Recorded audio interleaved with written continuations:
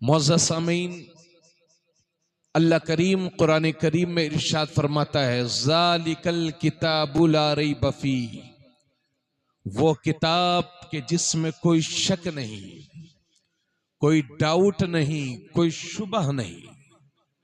हजरात, अगर आप किताबें पढ़ने का शौक रखते होंगे और कुतुबीनी का जज्बा आपके पास मौजूद है, तो आप इस नतीजे पर पहुंचे होंगे कि आप जब भी कोई किताब उठाते हैं तो अक्सर उस किताब का मुसन्निफ या मुअल्लिफ या मुरत्तिब राइटर्स शुरू ही में लिख देते हैं कि हमने अपनी इल्मी हैसियत के मुताबिक किताब को लिख दिया है। अगर कहीं गलती नजर आए, कहीं कमी नजर आए, कहीं खामी नजर आए, तो हमें उस गलती के बारे में हमसे राब्ता कर लेना, हमें आगाह कर देना, ताकि जब अगला एडिशन छपे तो वो गलती फिर दोबारा से उसमें ना छप सके, बल्कि उसकी इस्लाह कर ली जाए। तो दुनिया की सारी किताबों का यही हाल है, अक्सर किताबों का यही हाल है। कहीं शुरू में, कहीं आखिर में, कहीं बीच में इस बात को लिख ही दिया जाता है कि हमने अपने इल्म के मुताबिक किताब लिख दी है। अगर कहीं गलती नजर आए तो इस्लाह कर देना, हमें आगाह कर देना, हमें बता देना, ताकि उसकी इस्लाह हो सके। हजरात, तो दुनिया की सारी किताबों का यही हाल है। किताबों की इस भीड़ में वो तन्हा कुरान ही है कि जैसे ही खोलो शुरू ही में लिखा हुआ है, ज़ालिकल किताबु ला रैब फीह, वो किताब के जिसमें कोई शक ही नहीं, कोई डाउट ही नहीं, कोई शुबा ही नहीं। बेशक बेशक, सुभान अल्लाह। हजरात, कुरान जैसी खोलो शुरू में ही आपको मिलेगा, इसमें कोई शक नहीं। क्या बात है, सुभान अल्लाह, सुभान आप लोगों को कोई शक हो तो मत बोलिए, और शक नहीं हो तो बोलिए सुभान अल्लाह। कुरान में कोई शक नहीं है। अरे भाई, हम कह रहे हैं कुरान में कोई शक नहीं है, लेकिन कुरान में तो लोगों को कल भी शक था, आज भी शक है, कल भी शक होगा। अगर कुरान में शक ना होता तो ये सारी दुनिया कुरान ना पढ़ती, यकीनन पढ़ती। कल भी शक था, आज भी शक है, कल भी रहेगा। मगर ये शक उनकी अपनी जिहालत की वजह से है, क्योंकि कुरान में कोई शक नहीं। उसकी वजह यह है कि कुरान के पास ऐसी दलीलें, ऐसी कवी और मजबूत और ठोस दलीलें मौजूद हैं कि अगर अक्लमंद इंसाफ पसंद इंसान अगर उन दलीलों में गौर करेगा तो इस नतीजे पर पहुंचेगा कि किताब कुरान अल्लाह ही की किताब है और ये हक है, इसकी हक्कानियत में कोई शक नहीं। अगर इंसाफ पसंद आदमी, अक्लमंद आदमी गौर करेगा तो इस नतीजे पर पहुंचेगा ये अल्लाह की किताब है, इसमें कोई शक ही नहीं। हजरात गिरामी, अगर किसी को शक है तो बस वो ऐसे ही है जैसे कि अगर कोई नाबीना, कोई शख्स ऐसा हो जिसकी बिनाई चली गई हो, वो बिनाई से महरूम हो गया हो। अगर वो नाबीना शख्स कहे कि मुझे सूरज दिखाई नहीं देता, आप कहें कि धूप हो रही है, वो कहे मुझे तो दिखाई नहीं देता, तो कमी सूरज की नहीं है, कमी उस आंख में है जो देख नहीं पा रही है, नक्श उस आंख में है।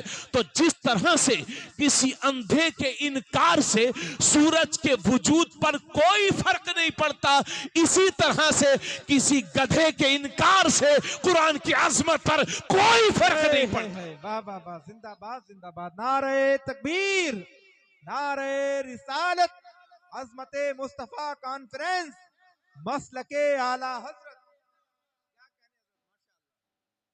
एक शोर बर्पा करके रखा है कि कुरान जिहाद की तरफ ले जाता है, कुरान में ऐसा है, कुरान में वैसा है। हजरत गिरामी, अभी चंद साल पहले लखनऊ के एक आदमी को उसका दिमाग जो है चल गया था। वो सुप्रीम कोर्ट पहुंचा और कहा कुरान से 26 आयतें निकाल दी जाए। कितनी? 26 आयतें। मालूम होगा आपको, वो लखनऊ का वो पगला गया था सुप्रीम कोर्ट के कुरान से 26 आयतें निकाल दी जाए।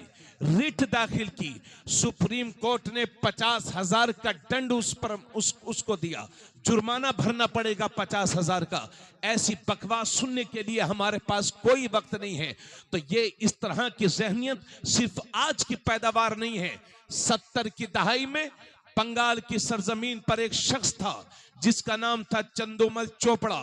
जब उसका खोपड़ा खराब हुआ तो उसने बंगाल की हाई कोर्ट में रिट दाखिल की कि कुरान की 26 आयतों को निकाल दिया जाए। ये जिहाद की तरगीब देती हैं। हजरात, बंगाल के मुसलमान परेशान हो गए। क्या किया जाए? धरना दिया जाए, एहतिजाज किया जाए? जब मुसलमानों की बेचैनी बंगाल की उस वक्त की हुकूमत ने देखी तो मुसलमानों से कहा, आपको इस सिलसिले में परेशान होने की कोई जरूरत नहीं है। मुसलमानों की तरफ से इस मुकदमे को बंगाल के हाई कोर्ट में हम लड़ेंगे। और जो मुकदमा मुसलमानों को लड़ना चाहिए था, बंगाल की उस वक्त की हुकूमत ने मुसलमानों की तरफ से उस मुकदमे को लड़ा और नतीजा यह निकला कि वहां से उसकी रिट को खारिज किया गया और कुरान की 26 आयतों को एक नुक्ता बदलने की भी किसी में हिम्मत न हो सकी। और मैं तो कहता हूं, सुप्रीम कोर्ट से जो भी फैसले होते हैं हर भारतीय उसको मानता है, मगर सुन ले दुनिया, किसी जज को भी ये पावर नहीं है कि कुरान के किसी नुक्ते को भी मिटा दे। अल्लाह की किताब को कोई बंदा कैसे मिटा सकता है? ये किसी को पावर ही नहीं है। इसलिए अगर किसी के जहन में ये बात गर्दिश कर रही है कि कुरान से 26 आयतें निकाल दी जाएंगी, तो अल्लाह की कसम लेकर के कहता हूं, क़यामत आ जाएगी, कुरान का ना कोई एक रुकू मिटा सकता है, ना कोई जबर मिटा सकता है, ना कोई जेर मिटा सकता है, ना कोई नुक्ता मिटा सकता है। अल्लाह की कसम। बल्कि हम तो बहुत दिनों से कह रहे हैं, अगर यही बात है तो उठा करके सारी किताबों को समंदर में डाल दिया जाए और 100 साल तक भारत की प्रेसों पर पाबंदी लगा दी जाए कि किसी भी किताब को नहीं छापा जाएगा, कोई किताब भी नहीं छपेगी। और 100 साल के बाद जब सारी किताबों का नाम लेकर के आवाज दी जाएगी तो कोई किताब नहीं आएगी। लेकिन 100 साल के बाद जब कुरान को आवाज दिया जाएगा तो मेरी कौम के यही छोटे छोटे बच्चे अपने सीने में कुरान को लेकर के हाजिर होंगे। है कौले मोहम्मद, कौले खुदा, फरमान न बदला जाएगा, बदलेगा जमाना लाख मगर कुरान न बदला जाएगा। हाय हाय हाय, माशाअल्लाह माशाअल्लाह, सुभान अल्लाह सुभान अल्लाह, जिंदाबाद। क्या कहने हजरत, माशाअल्लाह माशाअल्लाह। मौजूद सामीन अहले सुन्नत, आप मेरी बात को समझने की कोशिश करें। और एक बात आपसे और अर्ज कर दूं कि इस मुल्क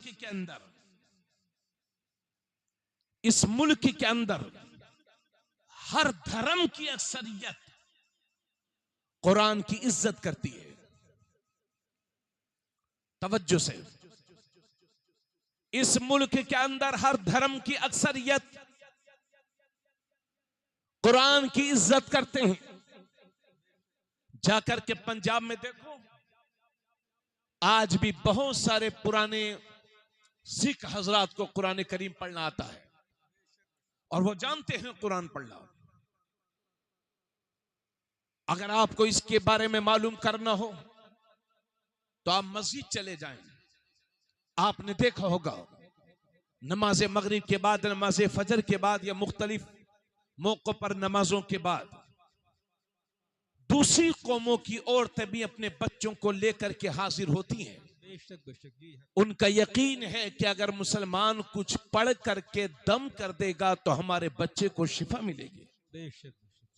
आप लोग तवज्जो से नहीं सुन रहे, आप लोग थोड़ा तवज्जो फरमाएं, तवज्जो से सुने। जब आप सुनेंगे अच्छे से तब हम सुनाएंगे। अब आप लापरवाही करेंगे तो फिर हमारा दिल कैसे लगेगा सुनाने में। तो हिंदुस्तान की हर कौम की अक्सरियत कुरान की इज्जत करती है। हमारी मस्जिदों के दरवाजों के बाहर न जाने कितनी कौमों की औरतें और कितने धर्म की मानने वाली औरतें अपने छोटे छोटे बच्चों को लेकर के हाजिर होती हैं और वो नमाजियों से कहती हैं कि हमारे बच्चों पर फूंक डाल दीजिए, क्योंकि उसको यकीन है कि मेरे बच्चे पर अगर कोई ईमान वाला कुछ पढ़ करके दम कर देगा तो अल्लाह उस तिलावत की बरकत से मेरे बच्चों को शिफा देगा। इसलिए आप इस जहनियत में मत उलझिए कि लोग हमारे कुरान की तौहीन कर रहे हैं, लोग कुरान से नफरत करते हैं। जी नहीं, हर धर्म की अक्सरियत कुरान की इज्जत करती है और करना भी चाहिए। तो मैं ये कह रहा था कि कुरान को न कल, कुरान में न शक की गुंजाइश कल थी, न आज है, न कभी होगी। और दुनिया में किसी इंसान को यह पावर है ही नहीं कि कुरान का कोई जबर भी मिटा सके, कोई जहर भी मिटा सके। अरे आज की बात करते हैं, आज से सदियों साल पहले बगदाद की धरती पर एक शख्स था, हलाकू खान जिसका नाम था। हलाकू खान ने बगदाद शरीफ की सरजमीन पर ऐलान कर दिया था अपने दौरे हुकूमत में कि जिसके घर में कुरान का नुस्खा है वो खुशी से ला करके हमारे पास जमा कर दे। अगर वो खुशी से ला करके नहीं देता तो हमारे कारिंदे उसके घर में जाएंगे और जिल्लत के साथ उससे कुरान के नुस्खे वसूले जाएंगे। नतीजा ये हुआ कि लाखों कुरान करीम को इकट्ठा करके उसमें आग लगाई गई। 3 लाख से जायद मुसलमानों का कत्लेआम हुआ और बगदाद की दरिया दज्जला पानी के बजाय उसमें खून बह रहा था। कई रोज तक रंगीन होकर के, खून से रंगीन होकर के बहती रही बगदाद की दरिया दज्जला। तो मेरे अजीज, 3 लाख से ज्यादा मुसलमानों का कत्लेआम हुआ और लाखों नुस्खों को, कुरान के नुस्खों को इकट्ठा करके उसकी राख उस दरिया में बहा दी गई थी। और उसके बाद हलाकू खान कह रहा था, अब मैं देखता हूं कि कौन बगदाद में कुरान की बात करेगा, अब मैं देखता हूं कि कौन शरीयत की बात करेगा, अब मैं देखता हूं यहां कौन इस्लाम और कुरान की बात करेगा। अभी वो बकवास कर ही रहा था कि उन्हीं शहीदों की लाशों में एक छोटा सा जख्मी बच्चा उठता है और वो उठ करके कुरान करीम की तिलावत करने लगता है और कहता है, हलाकू तू कागजों से तो कुरान मिटा सकता है लेकिन हमारे दिलों से कुरान कैसे मिटाएगा। हाय हाय हाय, नारे तकबीर, नारे रिसालत, अज़मते मुस्तफा कॉन्फ्रेंस, मसलके आला हजरत, जश्न दस्तार बंदी, हजरत अल्लामा मुफ्ती तबरेज आलम साहिब किबला। माशाअल्लाह, सुभान अल्लाह। मगर पढ़ रहा है मुसलमान कुरान, घरों में रखा हुआ है, जुज़दान में। वो तो एहसान है हमारी मां बहनों का जो कुरान की तिलावत करती है, वरना भाई साहब को तो फुर्सत भी नहीं है। और हमारे जज्बात का आलम यह है कि कुरान पर कभी यहां हमला होता है, कभी वहां। और अभी चंद साल पहले तो लहर आ गई थी कि कहीं कुरान को रूस में जलाया जा रहा है, कहीं फ्रांस में जलाया जा रहा है, कहीं हॉलैंड में जलाया जा रहा है। दुनिया के मुख्तलिफ हिस्सों में कुरान को नजर आतिश किया जा रहा था। नजर आतिश करने की वजह यह नहीं थी कि कुरान माज़अल्लाह झूठा है, बल्कि हम इस नतीजे पर पहुंचे हैं कि उन लोगों के पास कुरान का कोई जवाब था ही नहीं। वो शिकस्त खुर्दा हैं, कुरान का मुकाबला करने की उन ताकतों में हिम्मत नहीं है, इसलिए जन भूल करके वो कुरान के नुस्खों को जला देते हैं। अल्लाह ना करे कि इस तरह की हरकत हमारे हिंदुस्तान में कभी हो, हमारे मुल्क में कभी हो। लेकिन अगर कभी इस तरह की हरकत किसी ने कर भी दी तो आपको खुदा का वास्ता देकर के कहता हूं कि आपको जज्बाती नहीं होना है। अक्सर यह होता है कि जब जब कुरान पर हमला हुआ तो ये मुसलमान चले आते हैं, चलिए हजरत साहब धरना देंगे, एहतिजाज करेंगे, चलिए सड़कों पर उतरेंगे। बात कुरान की है, तहफ्फुज़ कुरान के लिए हम अपनी जान का नजराना पेश करने से पीछे नहीं हटेंगे। यह हमारे आज के नौजवान का जज्बा होता है। मगर मैं अपनी कौम से कहना चाहता हूं, मेरे अजीजों, कुरान आपकी जान लेने के लिए नहीं आया है, बल्कि कुरान इंसान की जान बचाने के लिए आया है। कुरान जान लेने वाली किताब नहीं है, कुरान बचाने बचाने वाली किताब है। लेकिन मैं आपसे यह कहना चाहूंगा, अपने उलमा के मशवरे के बगैर, अपने बुजुर्गों के मशवरे के बगैर कभी धरना ना देना, एहतिजाज ना करना, सड़कों पर ना उतरना। इसलिए कि हम देख रहे हैं, हम अपना ही हक मांगने के लिए सड़कों पर उतरते हैं, नतीजा यह होता है कि हमारे ही सीनों पर गोलियां दागी जाती हैं और हमारे ही बच्चों को जेल की सलाखों के पीछे डाला जाता है। इसलिए धरना नहीं देना है अपने उलमा के मशवरे के बगैर। हजरात, अगर कोई कुरान का एक मुखालिफ खड़ा होता है, इसका तोड़ यह है कि अगर एक नुस्खा जलाया जाता है तो उसके बदले में 100 कुरान पढ़ने वाले तैयार कर दीजिए। यही है आरजू, तालीम कुरान आम हो जाए, हर एक परचम से ऊंचा परचम इस्लाम हो जाए। लेकिन मैं अपनी कौम से पूछना चाहता हूं, एक कुरान के लिए जान देने का जज्बा रखने वालों, एक कुरान के तहफ्फुज के लिए जान देने वालों, मैं आपसे पूछना चाहता हूं कि आप कुरान के लिए जान देने के लिए तो तैयार हैं, लेकिन कुरान पढ़ने के लिए तैयार क्यों नहीं है? अल्लाह अकबर, अल्लाह अकबर, क्या बात है, क्या बात है, वाह वाह। इसी मजमे में बहुत अच्छा पैगाम, तवज्जो चाहूंगा, बस हमको इसी तरह का खामोशी वाला माहौल चाहिए। नारों हंगामों की हमें जरूरत नहीं है, ना बहुत ज्यादा आपसे दाद की वसूली चाहता हूं। अगर कोई बात अच्छी लगे तो शुक्र इलाही बजा लाने के लिए तस्बीह हो तहलील किया करें, सुभान अल्लाह माशाअल्लाह कहा करें। लेकिन मुझे अपनी हौसला अफजाई के लिए आपसे बहुत ज्यादा दाद नहीं चाहिए। हजरात, मैं आपसे ये पूछना चाह रहा हूं कि हम कुरान के, आप मुझे बताइए, अगर कुरान को आपकी जान की जरूरत पड़े तो कुरान की तहफ्फुज हिफाजत के लिए क्या आप जान दे सकते हैं? आप मेरी बात नहीं समझ रहे हैं। अगर कुरान के तहफ्फुज के लिए अपनी जानों की जरूरत पड़े तो आप कुरान के तहफ्फुज के लिए अपनी जान दे सकते हैं? दे सकते हैं। यकीनन हमारी कौम का नाबालिग बच्चा भी कहेगा कि तहफ्फुज कुरान के लिए जान हाजिर है। अगर कुरान को जानी जरूरत पेश आई तो सबसे पहले तबरेज आलम कादरी की कुरान, तबरेज आलम कादरी की जान तहफ्फुज कुरान के लिए हाजिर है। लेकिन मैं आपसे पूछना चाहता हूं कि आप कुरान के लिए जान तो देने के लिए तैयार हैं, लेकिन कुरान पढ़ने के लिए तैयार क्यों नहीं है? इसी मजमे में अगर मैं ईमानदारी से पूछूं कि कितने लोगों को कुरान आता है, कई जगह मैंने हाथ उठवाए और एक जगह तो तकरीबन 2-3 हजार का मजमा होगा। मैंने हाथ उठवाए, इतने कम उठे कि मुझे शर्मिंदगी हुई और मैंने उस दिन से छोड़ दिया। मैं हाथ नहीं उठवाता हूं कि कितने लोगों को कुरान पढ़ना आता, इस बात पर हाथ नहीं उठवाता। मगर मेरा ख्याल यह है कि मजमे में 30% लोग वो होंगे जो कहेंगे हाँ हजरत साहब हमें कुरान पढ़ना आता है, और 30% वो होंगे जो कहेंगे हाँ हजरत साहब हमें बिल्कुल नहीं आता, और 40% वो होंगे कि अगर उनसे कहा जाए कि भाई साहब कुरान आता है तो वो कहेंगे हजरत साहब आता तो है लेकिन कच्चा कच्चा। बोलो, यानी जिंदगी पक गई मगर कुछ कच्चा रह गया तो कुरान,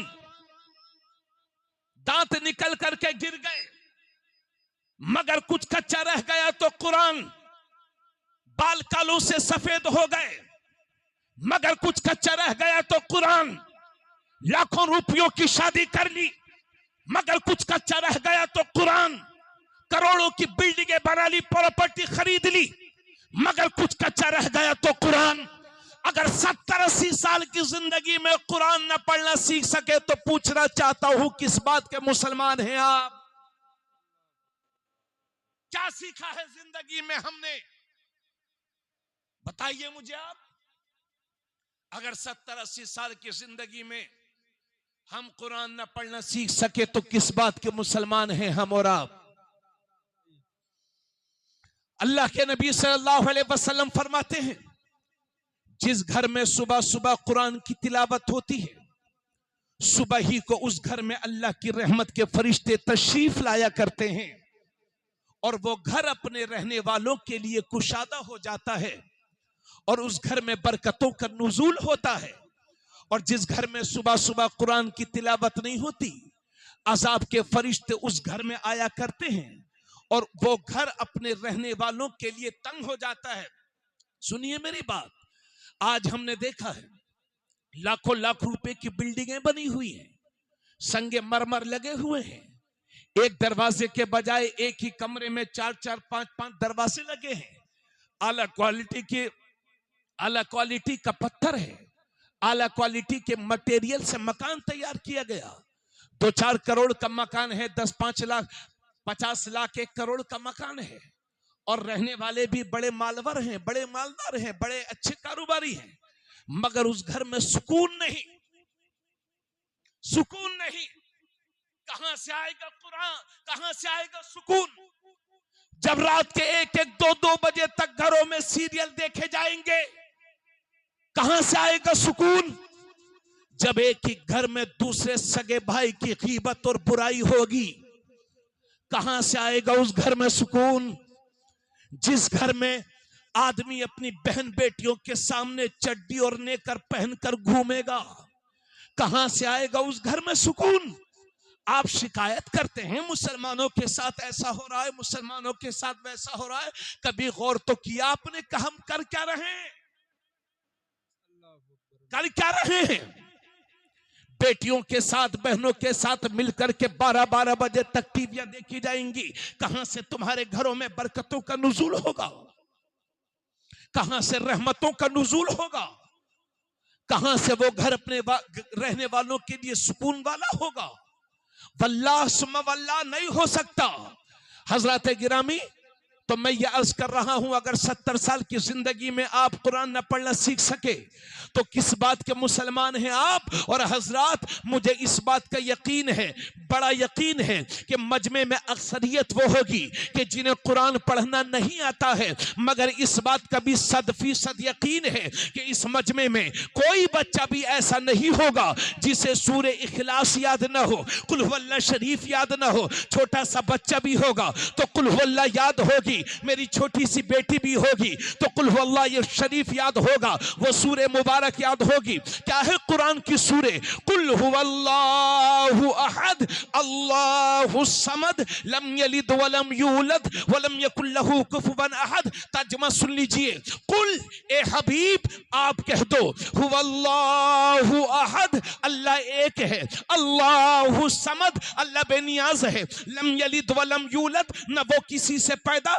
न उससे कोई पैदा, वलम यकुल लहू कुफुवन अहद और अल्लाह के बराबर कोई नहीं, अल्लाह के मिसल कोई नहीं, अल्लाह के मुकाबिल कोई नहीं। कुरान की ये छोटी सी सूरे है, मगर इसकी तिलावत का सवाब तो देखो। एक बार मेरे नबी तशरीफ फरमा है और साथ में हजरत अबू हुरैरा भी हैं। अब ये तिरमिजी शरीफ की हदीस है, हजरत अबू हुरैरा हैं और मेरे नबी की जात तशरीफ फरमा है। अब एक सहाबी खड़े होते हैं और नबी के सामने पढ़ते हैं, कुल हुवल्लाहु अहद अल्लाहु समद लम यलिद वलम यूलद वलम यकुल लहू कुफुवन अहद। जब मेरे नबी ने सुना तो फरमाया वाजबत वाजबत वाजबत, वाजिब हो गई, वाजिब हो गई, वाजिब हो गई। तो हजरत अबू हुरैरा वहीं खड़े थे, अर्ज करते हैं या रसूल अल्लाह मा वाजबत, या रसूल अल्लाह क्या वाजिब हो गई?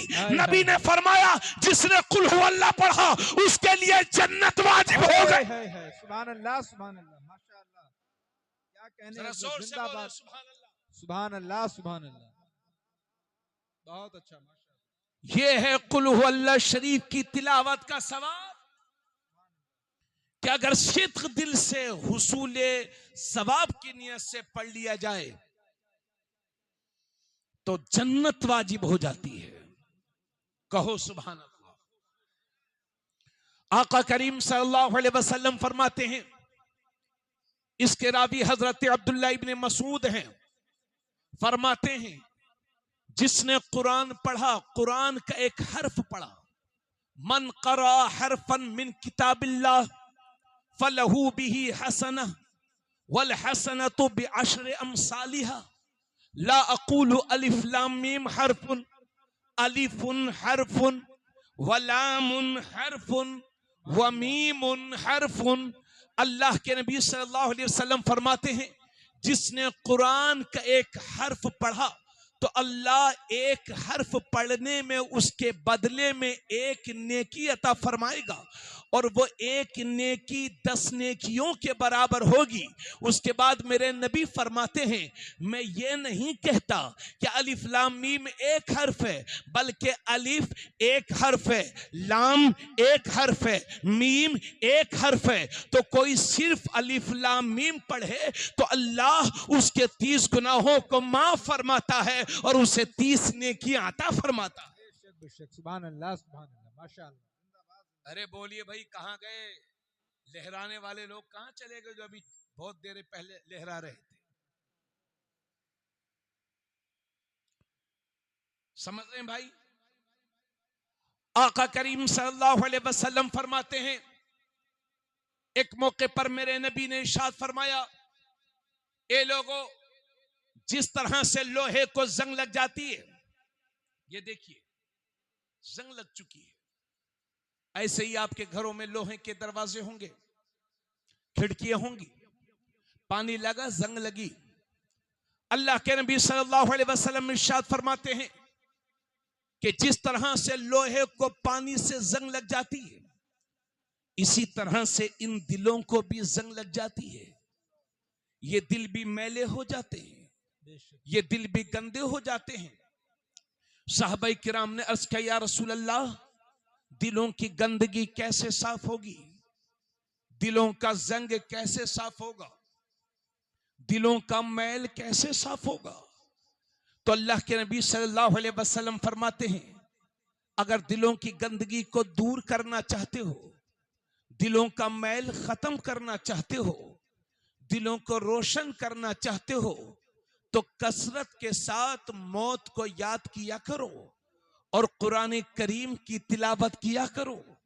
कसरत के साथ मौत को याद करने का मतलब, शेख अब्दुल हक मुहद्दिस देहलवी लिखते हैं कि कसरत के साथ मौत को याद करने का मतलब यह है कि जिन बातों का अल्लाह ने हुक्म दिया है उन पर अमल करो, और जिन बातों से बचने का हुक्म दिया है उनसे बचो। अच्छे अमल ना करना और जबान से मौत मौत करते रहना, शेख साहब फरमाते हैं, ये तो दिल की सख्ती का सबब होता है। तो ज्यादा से ज्यादा मौत को याद करें और कुरान करीम की तिलावत करें। ये कुरान करीम की तिलावत और कसरत के साथ मौत को याद करना, ये दिलों के जंग को खत्म करता है, दिलों के मैल को खत्म करता है। क्या बात है। एक जमाना वो था कि लोगों के कपड़े गंदे होते थे, दिल बड़े रोशन और उजले होते थे। आज के इंसान का लिबास तो बड़ा उजला है, मगर दिलों में नफरतें भरी हुई है, दिलों में हसद भरा हुआ है, दिलों में घमंड भरा हुआ है, दिलों में तकब्बुर भरा हुआ है। ए लोगों, लिबास से ज्यादा रूहानियत की पाकीज़गी की तरफ ध्यान दो, दिलों को पाक करने की कोशिश करो। कि तमाम मुसलमानों के लिए और इस पूरे इलाके के मुसलमानाने अहले सुन्नत के लिए ये लम्हे निहायत खुशियों भरे हैं कि आज हमारे दरमियान एक ऐसी शख्सियत तशरीफ फरमा है कि जिसकी रगों में फातिह खैबर का खून दौड़ रहा है। हाय हाय हाय, सुभान अल्लाह, सुभान अल्लाह। ऐसा सैयद, क्या कहने, जिसकी सियादत की मैं कसम उठा सकता हूं। हाय हाय हाय, माशाअल्लाह। वो बिलगिराम जो आला हजरत का मरकज़ अकीदत रहा है, हाय हाय, वो बिलगिराम जहां से फैजान मारहरा शरीफ पहुंचा और वहां से फैजान बरेली शरीफ पहुंचा, वो बिलगिराम कि जहां मीर अब्दुल वाहिद जैसी अजीमुल मर्तबा शख्सियत आराम फरमाए, बड़े से बड़े आलिम औलिया अल्लाह अगवास अख्ताब उस सरजमीन पर तशरीफ रखते हैं। उसी सरजमीन की मरकजी तर्जुमानी के लिए आज हमारे दरमियान मजहरे तजल्लियात वाहिदी, मस्दरे बरकाते तय्यबी, पीरे तरीकत, रहबरे राहे शरीयत, सैयदी आकाई व मावाई व मलजाई, पीरे तरीकत हुजूर अशाह अल्लामा अलहाज सैयद औलाद रसूल उर्फ हुजूर सुहेल मियां साहब किबला दामत बरकातुहुमुल आलिया सज्जादा नशी आस्ताने आलिया वाहिदिया तैयबिया बिलग्राम शरीफ व सरबराह आला दारुल उलूम वाहिदिया तैयबिया बिलग्राम शरीफ पूरी शान सरपरस्ती के साथ हमारे दरमियान तशरीफ रखते हैं। अल्लाह का शुक्र बजा लाते हुए आप तमाम हजरात मचल करके बोलें सुभान अल्लाह। सुभान अल्लाह, सुभान। पूरा मजमा शुक्र इलाही बजा लाए और कहे अल्हम्दुलिल्लाह। अरे थोड़ा गुटखा खाने वालों बोल दो भाई, कल खा लेना। कहिए सुभान अल्लाह, अल्हम्दुलिल्लाह, माशाल्लाह। ए भाई सब बैठ जाओ आप लोग, वरना घर चले जाओ। देखो ठंडी बहुत हो रही है, हम नहीं चाहते कि किसी को तकलीफ हो। आप आए हो बैठो, खाली वक्त नहीं गुजारते। माशाल्लाह ये हमारे कमेटी के नौजवान अब्दुल कुद्दूस भाई से मुलाकात हुई और माशाल्लाह इसराइल भाई, हाँ उनसे भी मुलाकात हुई। ये सब लोग जहां भी हैं फौरन तशरीफ ले आए, हजरत के चेहरे की जियारत करें। और माशाल्लाह आप सबके लिए ये भी खुशी की बात है कि जिस जमीन पर आज हजरत के कदम पड़े हैं और हम तमाम लोग हाजिर हैं, अल्हम्दुलिल्लाह ये मदरसे की अपनी जमीन है। क्या बात है, सुभान अल्लाह, सुभान अल्हम्दुलिल्लाह। और मैं केवलपुर के मुसलमानों से यकीनन मुझे बहुत मिलकर के बहुत खुशी हुई कि यहाँ के लोग एक अच्छा और शानदार मदरसा चलाते हैं। अल्हम्दुलिल्लाह मदरसे से 3 हुफ्फाज़ कुरान इस साल भी फारिग हो रहे हैं। आज का ये जलसा उन्हीं हुफ्फाज़ कुरान की दस्तारबंदी के मौके पर अल्हम्दुलिल्लाह सजाया गया है। तो शुरू की जाए, बात बढ़ाई जाए आगे। इसराइल भाई अब बैठो भाई, सब लोग हाँ बैठ जाइए। पढ़ें दुरूद शरीफ सल्लल्लाहु अलैहि नबी वालिही सल्लल्लाहु अलैहि वसल्लम सलातु व सलाम अलैका या रसूल अल्लाह। और आप सबको आज अल्हम्दुलिल्लाह आप हजरात में से जो कोई किसी से मुरीद नहीं है, मैं आपसे ये गुजारिश करता हूं कि मौत जिंदगी का कोई भरोसा नहीं, मौका बहुत अच्छा है। 40 मुसलमानों में अल्लाह का एक वली मौजूद होता है। आले रसूल हम सब की सरपरस्ती करने के लिए तशरीफ फरमा है। जो किसी से मुरीद ना हो वो आज हुजूर पीरे तरीक़त से, हुजूर सुहेले मिल्लत से मुरीद हो जाए। हजरत के हाथों में हाथ दे करके गुलामी गौसे आजम का पट्टा अपने गले में डाल ले। खाली हाथ वापस आए थे, भरे खाली हाथ आए थे, भरे हाथ वापस जाइए। और जो हमारी माँ बहनें किसी से मुरीद नहीं है, उनसे भी गुजारिश है कि हजरत जब कलमात पढ़ाएंगे, आपको कुछ कहलवाएंगे, तो मर्दों के साथ साथ आपको भी कहना होगा और आप हजरत की मुरीदा हो जाएंगी। जो हजरत किसी से मुरीद नहीं है वो आज मुरीद हो जाएंगे। और हजरत जब आपको मुरीद करेंगे तो आपसे ये भी वादा लेंगे कि कहो मैं झूठ नहीं बोलूंगा, कहो कि मैं नमाजों की पाबंदी करूंगा। जो जो वादा हजरत आपसे कराएंगे आपको सिर्फ जबान से अदा नहीं करना है, बल्कि दिल में सोचना भी है और पुख्तगी के साथ ये अज़्म करना है कि इंशाल्लाह हम वादे को वफा करेंगे, नमाजों का एहतमाम करेंगे। जो जो वादे हजरत कराएंगे उनको जो है, उनको हजरत जो जो वादे आपसे लेंगे उनको आपको पूरा भी करना है। तो मैं थोड़ी देर के लिए और हाजिर हूँ, उसके बाद इंशाल्लाह हजरत की गुफ्तगू होगी। हजरत एक बावकार शख्सियत के मालिक हैं। हम अल्हम्दुलिल्लाह मुल्क में जिन शख्सियतों को दिल से हम लोग प्यार करते हैं, उन्हीं नुमाया शख्सियतों में हुजूर सुहेल मिल्लत की भी ज़ात मुबारक है। ये जहां भी जाते हैं बिलग्राम शरीफ की बात बाद में करते हैं, बरेली शरीफ की बात पहले करते हैं। मसलक के आला हजरत के परचम को पूरे मुल्क में लहरा रहे हैं। छोटे छोटे गांवों देहातों से लेकर के कस्बों तक और कस्बों से लेकर के उरूसुल बिलाद मुंबई जैसे शहर और मुल्क के बड़े बड़े शहरों में अल्हम्दुलिल्लाह आज मसलक के आला हजरत की नुमाया खिदमत हजरत सुहेल मिल्लत अंजाम दे रहे हैं। आपको अगर मैं किसी गलत पीर का पता बताऊं तो क़यामत के दिन मेरी शिकायत कर देना। और अगर सही पीर का बता रहा हूं, आप किसी से मुरीद नहीं हैं, तो बिना सोचे समझे आज आप बज़्म कादरियत में, बज़्म गौसे आज़म में आए हो, खाली हाथ वापस ना जाओ, गुलामी गौसे आज़म का पट्टा अपने गले में डाल करके जाओ। हज़रात गिरामी बाबा से बुलंद दुरूद शरीफ पढ़ें। अल्लाहुम्मा सल्ली अला सय्यदिना व हबीबिना व शफीइना व करीमिना व मौलाना मुहम्मद व बारिक वसल्लम सलातु व सलामुन अलैका या रसूल अल्लाह सल्लल्लाहु तआला अलैहि वसल्लम। तो हजरात, मैं ये कह रहा था कि आका करीम सल्लल्लाहु अलैहि वसल्लम ने इरशाद फरमाते हैं, जिसने कुरान का एक हर्फ पढ़ा तो अल्लाह उसके बदले में एक नेकी अता फरमाएगा, और वो एक नेकी 10 नेकियों के बराबर होगी। उसके बाद मेरे नबी फरमाते हैं, मैं ये नहीं कहता कि अलिफ लाम मीम एक हर्फ है, बल्कि अलिफ एक हर्फ है, लाम एक हर्फ है, मीम एक हर्फ है।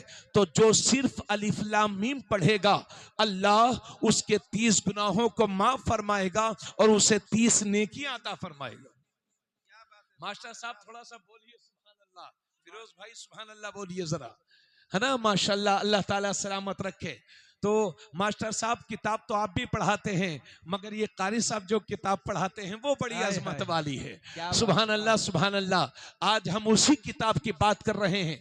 तो मेरे अजीज साथियों, कुरान की तिलावत का ज़ौक़ पैदा करो, शौक पैदा करो, अपने घरों में सुबह शाम कुरान की तिलावत की आदत डालिए।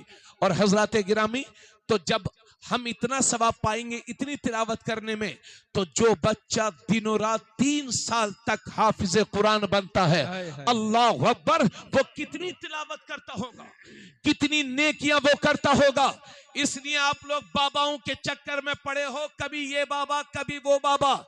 इन बाबाओं ने लूट के रखा है मेरी कौम को, जो फाले खोल रहे हैं और झूठे झूठे पैसे वसूल कर रहे हैं, लोगों को बरगला रहे हैं। मेरा यकीन है जब भी परेशानियां घेरें, मुसीबतें तुम्हारे सामने खड़ी हो, इन तलबाए किराम को अपने घर बुला करके दावत खिलाया करो, इनसे दुआएं कराया करो।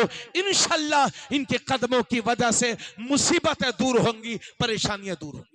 बेशक बेशक। हमसे तो माशाल्लाह, हमसे तो कोई कहता है कि हजरत ये परेशानी आ गई है, तो हम तो यही कहते हैं कि तालिब इल्मों की दावत कर दीजिए, इंशाल्लाह उनके कदमों की बरकतों से तुम्हारी मुसीबतें दूर होंगी। और माशाल्लाह, जहां पढ़ने वालों का भी कोई जवाब नहीं, तो पढ़ाने वालों का भी कोई जवाब नहीं। मेरे नबी ने हजरत अबू हुरैरा से फरमाया था, अबू हुरैरा कुरान पढ़ता रह और पढ़ाता रह, क्योंकि इसी हालत में तेरा इंतकाल भी हो जाएगा, तो तेरे मरने के बाद फरिश्ते तेरी कब्र का तवाफ करेंगे, तेरी कब्र के चक्कर लगाएंगे।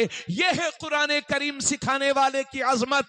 अगर मैं पूछूं कि केवलपुर में कौन बड़ा आदमी है, कौन सबसे बेहतर आदमी है, इस इलाके का सबसे महान आदमी कौन है, तो आप कहेंगे अरे हजरत साहब उसका बड़ा बोलबाला है, वो तो फॉर्चूनर से चलता है साहब, वो तो 1 करोड़ की गाड़ी से चलता है, उसके पास तो इतनी दौलत है। अगर मैं पूछूं तो कोई कहेगा मुंबई का सेठ अच्छा है, कोई कहेगा कोलकाता का ताजिर अच्छा है, कोई कहेगा कि दिल्ली का बिजनेसमैन अच्छा है। आप ये कहेंगे, मैंने अपने रसूल से पूछा, ए मेरे रसूल, इस भरी कायनात में सबसे बेहतर कौन है, तो मेरे नबी की रूह पाक आज भी उम्मत को जवाब देगी, खैरुकुम मन तअल्लमल कुरान व अल्लमा। ए लोगों, तुम में से सबसे बेहतरीन इंसान वो है जो खुद कुरान पढ़े और दूसरों को पढ़ाए, जो खुद कुरान सीखे और दूसरों को सिखाए। हाय हाय हाय, नारे तकबीर, नारे रिसालत, मसलके आला हजरत, अजमते कुरान करीम, आमदे हुजूर सुहेले मिल्लत। माशाअल्लाह, सुभान अल्लाह सुभान अल्लाह। कारी आसिफ साहब यहाँ कितने दिन हो गए आपको? उससे पहले कहां पढ़ाते थे? भुसावल से पहले गांव में, उससे पहले ठीक है। अब जब तक दाढ़ी सफेद होगी देखते रहिएगा कितनी जगह जाएंगे आप। तनख्वाह 8,000, तनख्वाह 10,000, एक जगह छूटी फिर मस्जिद तलाश रहे, क्या बात, फिर मदरसा तलाश रहे हैं। अगर ये हमारी दुकान में सूरे बकरा पढ़ दें तो दुकान बरकतों से भर जाए। बोलो, अगर ये खुद अपनी दुकान खोल करके उसमें पढ़ दें क्या बात है, तो आपकी दुकान की तरफ जाने वाला कस्टमर भी हाफिज साहब का होगा। क्या कहने, क्या मगर ये दुकान नहीं खोलते, 2 साल के बाद फिर जगह बदल रही है, कोई शिकवा नहीं, फिर मदरसा देख रहे हैं, फिर मस्जिद देख रहे हैं। क्यों? क्योंकि जब ये मदरसे में पढ़ते थे उसी वक्त बता दिया गया था, खैरुकुम मन तअल्लमल कुरान वअल्लमा, तुम में सबसे बेहतरीन इंसान वो है जो कुरान को सीखे और दूसरों को सिखाए। बेशक बेशक, सुभान अल्लाह सुभान अल्लाह। यही है आरज़ू तालीम कुरान आम हो जाए, हाय हाय हाय, हर एक परचम से ऊंचा परचम है इस्लाम। सुभान अल्लाह। सुभान अल्लाह। जंग उहुद के मौके पर जब बहुत सारे सहाबा शहीद हुए तो मेरे नबी ने फरमाया कब्रों को खोदा जाए और एक एक कब्र में 2-2 या 3-3 अफराद को दफन किया जाए और सामने उसको रखा जाए जो हाफिज कुरान हो। सुभान अल्लाह सुभान अल्लाह। जोर से बोलो।